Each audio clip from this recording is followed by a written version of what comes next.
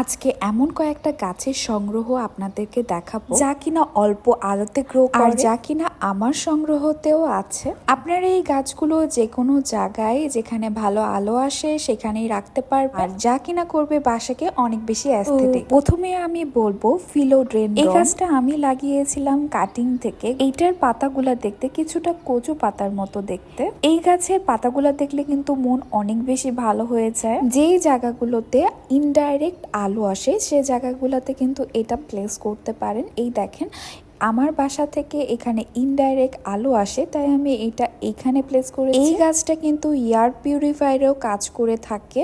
আর এই গাছের যত্ন কিন্তু খুবই সাধারণ, জাস্ট একটু আপনাকে পানি স্প্রে করে দিতে হবে প্রতিদিন। আর মাটি শুকাতে দেওয়া যাবে না, একটু ভেজা ভেজা ভাব রাখতে হবে মাটি, বলে কিন্তু গাছটা অনেক বেশি হ্যাপি থাকে। এরপরে যে গাছটার কথা বলবো সেটার নাম হচ্ছে সিঙ্গোনিয়াম। এটা হয়তো সবার বাসায় আপনারা কম বেশি দেখেছেন। এইটা আমি জঙ্গল থেকে নিয়ে এসেছিলাম। এটাও কিন্তু কাটিং থেকে করা একটা গাছ। এটাও কিন্তু আমার বাসার অনেক এস্থেটিক করতেছে। এই গাছটা আপনারা পানি মাটি দুইভাবে করা যায়।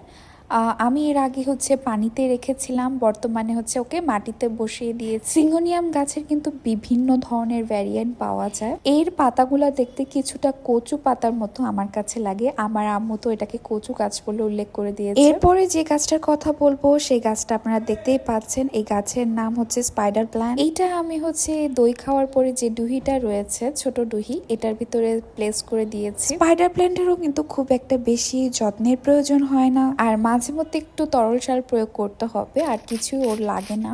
ও কিন্তু ইনডাইরেক্ট লাইটে অনেক বেশি ভালো গ্রো করে, এয়ার পিউরিফায়ারে কিন্তু অনেক ভালো কাজ করে। এরপরে যে গাছটার কথা আমি বলবো সেটা হয়তো সবার কম বেশি বাসায় রয়েছে, সেটা হচ্ছে আমার খুব ফেভারিট একটা গাছ, সেটা হচ্ছে এই মানি প্ল্যান্ট। আমার বারান্দায় এক ঝাঁকড়া মানি প্ল্যান্ট রয়েছে, সেখান থেকে একটু কাটিং হচ্ছে আমি এই পানির মধ্যে দিয়ে দিয়েছি। একটু এস্থেটিক লাগার জন্য কিছু শামুক ঝিনুক দিয়ে দিয়েছি। 2-1 দিন পর এটার পানি চেঞ্জ করে দিতে হবে। আর কিছুই কিন্তু মানি প্ল্যান্টের। এই হচ্ছে আমার অ্যাফোর্ডেবল গাছের কালেকশন।